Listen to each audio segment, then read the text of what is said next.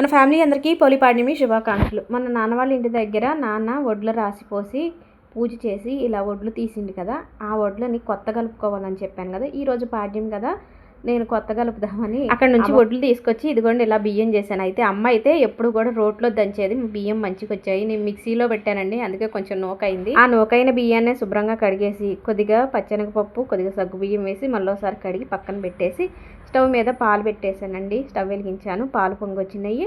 ఇక పరమన్నం వండుతున్నాను. ఇంతకుముందు కూడా చెప్పాను, కొత్త కలుపుకోవటం అంటే ఈ సంవత్సరం పండిన పంటని అంటే ధాన్యాన్ని మనం పరమన్నం వండి తొలిసారిగా దేవుడికి పెట్టుకున్న తర్వాతే ఆ ధాన్యం మనం ఎప్పుడైనా సరే మిల్లు పట్టించుకొని బియ్యం వస్తాయి కదా, ఆ బియ్యాన్ని అన్నం వండుకొని తినొచ్చు అనమాట.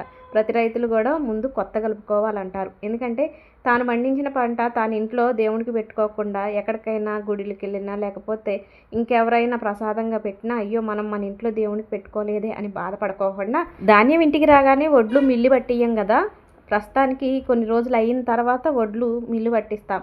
అప్పటిదాకా ఆకోకుండా ముందే కొద్దిగైనా రోట్లో వేసి దంచుకొని పరమన్నం వండుకొని ఇలా దేవునికి ముందు పెట్టుకుంటాం అనమాట. ఈరోజు నేను కొత్త కలిపానండి, ఇంట్లో పూజ చేశాను. అలాగే పొలిపాడ్యమికి అరితప్పులో దీపాలు వెలిగించుకొని నీళ్ళలో వదిలేసుకొని తులసిమ్మ పూజ, దీపాల పూజ చేసుకొని పోలేమ్మ కథ మనసులో తలుచుకొని ఆ అమ్మవారికి దండం పెట్టుకొని అక్షంతలు తలపైన వేసుకొని పూజ అయితే ఇలా చేస్తాం. ఈ కార్తీక మాసం పూజలు ఈ రోజుతో అయిపోయినట్టు. అలాగే కార్తీక మాసం ఏ అడ్డంకులు రాకుండా మంచిగా జరిగింది. ఓం నమః శివాయ.